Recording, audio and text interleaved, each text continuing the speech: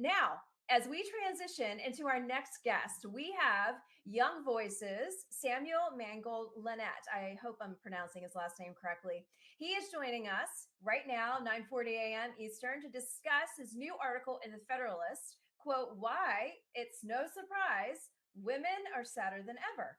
And I thought, okay, when his colleagues at Young Voices sent me this pitch, I thought, okay, this is really interesting to me. But why are women sadder than ever? And, he talks about mental health, he talks about COVID, and he talks about a lot of other things. So I'm going to see if Sam is ready to join the show. Sam, are you there? Hello, thanks for having me. Hi, good morning. Welcome to Common Sense America. It's nice to meet you. Nice meeting you as well. How are you doing? Good, good. Hey, I am so intrigued by this article that you wrote in the Federalist. There's a lot of layers to it, and we have about 15 minutes to unpack those. Are you ready? Let's go for it. Yeah. All right. So, talk to me about what inspired you to write this article about why women are surprisingly sadder than ever. What brought you to that point?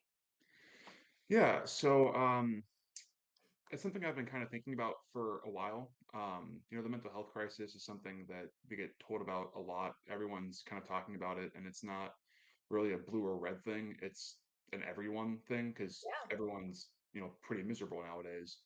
Um, and no one really wants to dive deeper into it. They just want to say that everyone's sad. Here are some pills, take them, and don't talk about it further. And Richard Reeves of Brookings Institute recently published a book called Boys and Men, which did a really good job. I mean, I disagree with a lot of his points and his proposed solutions to the mental health crisis among boys and men, but he does a good job of diagnosing the problem, I believe. Um, and his premise is basically that men have been displaced from society over a decades long process, starting from Mhm. the sexual revolution that basically said men no longer really have a specific role in society. Um, and I kind of thought of that as, if men are being displaced, what does that mean? What's happening with women? It's got to be the same thing. If you, if one plus one is no longer two, then that there's multiple things going wrong on both sides. Um, and sure, with the with men, the really aggressive part of displacing men has, I mean, it's still ongoing, obviously. Like in culture, you see rampant attacks on masculinity. Every dad you see in pop culture is just a buffoon. And you always hear about toxic masculinity, the patriarchy, et cetera, et cetera, et cetera. But right now, there seems to be a really aggressive push on femininity and biological women. And it's not just, you know, it's not the same thing where it's, portraying men as incompetent or rubes. It's a really hostile erasure, like a literal erasure, saying that women as an actual construct aren't a thing. It's woman is just a hat you can wear at any given time, depending on the weather, if you want to be a woman. Mhm. Um, and that kind of struck me as the natural conclusion to the sexual revolution, to where women have become so liberated from traditional gender norms that womanhood is nothing anymore. It's per these people's definitions and per their their protocol and their modes of operation. You take it something to its natural end, and it means nothing. Words have no meaning. You know, as you were explaining the whole thesis to your article, I'm sitting here, and just bear with me for a second, but I'm Mhm. sitting here going through the commercials I see now on TV that I see. Like, for example, I watch Hallmark. Well, just call me rom com, fun on the weekend. But something I'm noticing differently. The commercials are focused on not the family. They are an audience towards same sex couples, audience towards taking away the masculinity, audiences towards more of this culture conversation and the deterioration of what I call a fragmented culture. And I sat there and thought about it. I'm like, if I had my god kids sitting next to me, would I allow them to now watch this with me because of what they are influencing and what they're putting up on the TV? And it was very concerning me. Yeah, I mean, my god kids can pick this up any time of the day and they're going to see it. They're going to see it. So I guess my question to you is this in that statement. I read your article and I read it a couple times because when I saw that the Hershey company was putting out this commercial. I grew up in Pennsylvania and I'm thinking, Hershey? Really? The Hershey bar? The chocolate bar? Break that down for my audience. My audience, let me give you an audience perspective. We got retirees, we got military families, we also got kitchen table moms, parental rights moms, those who are fighting to protect their kids from this kind of stuff. So, talk to us in layman's terms. What was the purpose behind this commercial and why is Hershey doing this? Yeah. So, um, when I was going through high school and undergrad, Yeah, I would talk to my parents and other adults in my life about how the leftists and crazy liberal hippies were just off the wall, right. and they would always say when they graduate and grow up and enter the real world, that wouldn't be tolerated, that wouldn't be accepted. That wasn't the case. Those people graduated and then started running these companies. Hmm. That's what happened with Hershey, and that's what happened with basically every other corporate Fortune 500 company. Okay. Um, and because of that, because all those people have taken over the institutions of America, be it the government, be it the entertainment industry, be it McDonald's, be it any corporation, well, most corporate entities, Sure. Sure. um, they're calling the shots, and they're very ideological. They're behooving to the middle management because they're afraid to tell them no, because the middle management is even more ideological than the upper management. Because at the end of the day, the upper management has to answer to the stockholders, but they're afraid of a middle management rebellion. The reason Hershey has gone off the rails is because they, at the end of the day, are captured by this ideology. And they know that people like us don't really care about the politics of a company. At the end of the day, we want a good product for a good price. Yes. Yes. And at the end, and until people in middle America, until the common folk say no, we're not going to put up with this anymore, they're going to keep getting away with it, and they're going to keep pushing it and pushing it and pushing it. So when I looked at I shared the link to what you had written on this podcast, and I'm going to share it again. I'm going to pull some clips and keep promoting what you've been writing. But when I looked at it, it's no wonder we have a mental health crisis because it's what you said, dehumanizing the male role and doing this whole focus on the females, but this biological female. I'm trying to wrap my brain around what is happening to our culture. And it's, as you talk about this ideological at the highest parts of these companies and of government, and is it the push because of diversity, equity, inclusion? Is it that push? And then, but the thing is, you are seeing such a decline of mental health. You are seeing these suicides happen. I mean, you've got to admit that the very root of all of this is very scary. Yeah, So I know I'm going deep here, and from a theological standpoint, from a faith standpoint, I see it as evil. I'm going to be honest with you. It's flat out evil. It's not of God. God made man, he made woman. And call me old fashioned, go right ahead. I am old fashioned. My husband is the leader of our home, but he also cooks. I don't have to.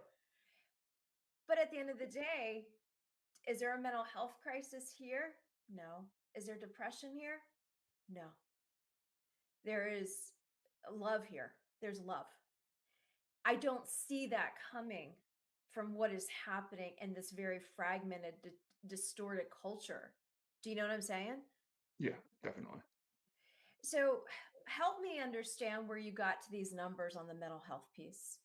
What what was the I know COVID is to blame. COVID is a lot of the blame these days. COVID is it reared its ugly head in so many different levels. But I looked at your time frame, and you're dating way before COVID on mental health. So talk to us about those numbers and the mental health piece. Yeah. So I had um, an inclination that it really like it. I wanted to go back to before the 21st century Sure. because it's easy just to blame mental health deteriorating on Instagram or TikTok or social media in general. Yeah. Yep. Um, because how many like you said it is evil, but how many times a year do we see stories about kids who take their lives over social media bullying? Yep. That's entirely too common. But that might become, I mean, it probably has become a whole other sociological issue we have to address eventually, probably now, but that's not why this specific thing is happening. Hmm. That's entirely too recent a phenomenon. And we keep seeing reports about how young girls in particular, they're the ones who develop eating disorders from their Yep. friend groups. Yep. They're the ones who develop Yep. um, different sexual identities if their friends have different sexual identities. They're the ones who develop different, just different personality traits because are more prone to different personality traits upon the whims of their different friend groups. Right. And along with that, we see an increase in um, per the science, we see an increase in just mental health trends or variance in mental health trends. Hmm. Um, so that's not a 21st century phenomenon. That's just how people are wired. Right. So I wanted to kind of look back and see, go back to kind of when the sexual revolution really ramped up, Yep. and see how these numbers, if this was a trend that maybe waned in the 80s, or if it picked up really hardcore in the 90s, Hmm. what was going on there.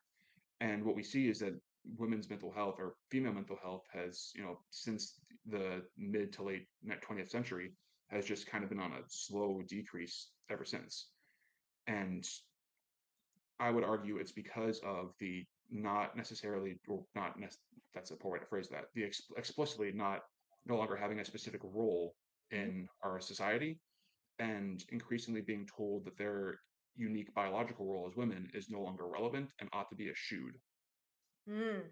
Well, what about men? Do you see a mental health crisis with them as well because of how their roles have been completely changed? Oh yeah, definitely, 100%. Um, I mean, if with so something that needs to be kept in mind is Yeah. when you look at suicide numbers between men and Yeah. women attempt suicide at a higher rate, but men commit suicide in larger numbers. Um, that's because men commit suicide through more violent means, whereas women tend to, like take pills, for instance. Hmm. Whereas you can pump a stomach, Yeah. but you can't Yep. unshoot someone in the head. That's a really crass way to put that. I apologize, but No, that's the no. reality of the situation. But that's the truth. That's the Yeah. truth. Yeah. Do you see a certain age demographic amongst men versus women? In contemporary times, it's increasingly so especially post COVID, it's the 18 to middle age, 18 to like 49 for men, Okay. um, especially with when you take into account opioids and Yep. alcoholism, Yep. and that cross reference that with unemployment numbers and education, Yep. and it's really disheartening. You see men dropping out of society at heartbreaking paces, um, and that all interconnects because people are just there's a malaise, there's a deep cultural malaise. And what about the women? What's the age group there? Um, so with women, it's similar, and the age groups are typically about like the 18 to early middle age is the hot spot, Hmm. but we're seeing increasingly so among like um, 18 to like 30s, and late teens to early 20s.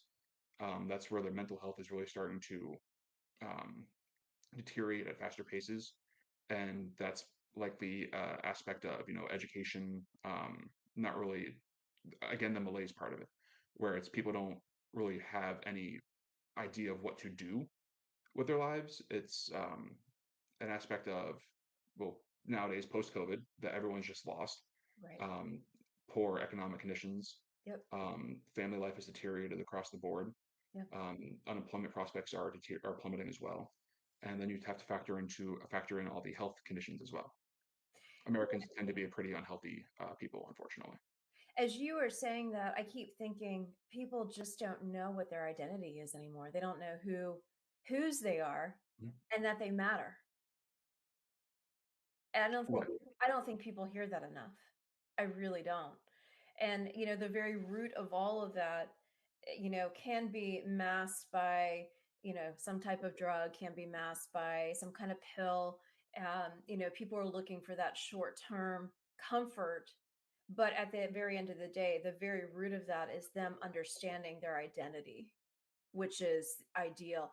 And I think I know, looking outside looking in and looking at your article and looking across the board, the identity politics of it all is just so confusing.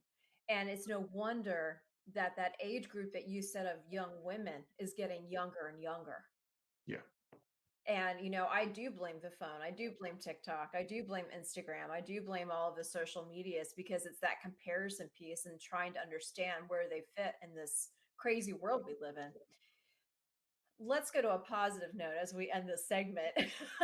I mean, your Federalist article is jam packed full of such facts and great understanding. And like I said, I want to put it out as all over the place. It's a great article. Thank you. I appreciate it. Yeah, my pleasure. I mean, when Anders sent it, I'm like, I've got to get this guy. I've never met you before, and I love young voices, and I'm so glad to know you. What else do you have coming down the pike in your writings? And is it also in a similar vein, or do you write on other things as well? Yeah. So currently, I'm working on a piece about the word woke. Um, Mhm. there's been a lot of discourse online about just the nature of the word. Yeah. Um, Yes. and frankly, it's a word that the left themselves created and used to describe themselves for over a decade at this point, and they're mad that the right uses it accurately to describe the left. Um, so I'm exploring that in a piece that I'm hoping to get out this week. Um, Okay. I'm also working on some other stuff that's a bit more. I have to kind of, you know, organize my thoughts on it a bit more. Sure.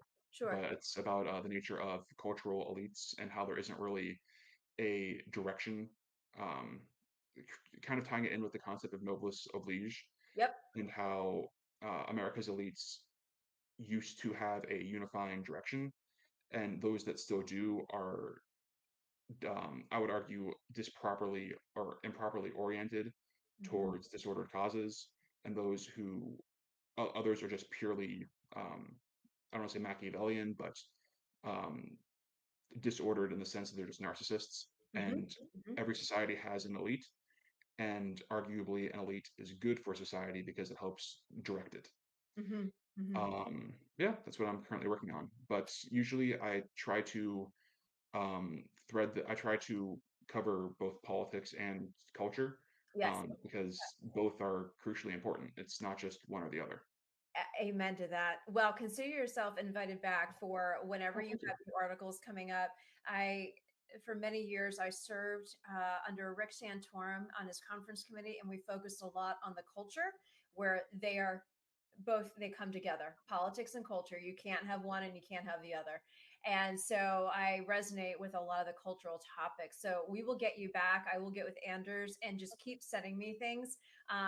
Welcome to Common Sense, and I look forward to having you back and dialoguing and having these discussions. But until then, for all those who are tuning in here at Common Sense America, are you on Twitter? Are you on social where we can follow you? Yeah, so you can find me on Twitter at Mangold_Lenett. That's Okay. Mangold_Lenett. Okay, easy enough. Well, I look forward to seeing you soon. Thank you again Likewise, for being here. Have a it's been great great. Thursday. Have a Thank you. wonderful. Have a good one. All right, bye Bye. bye.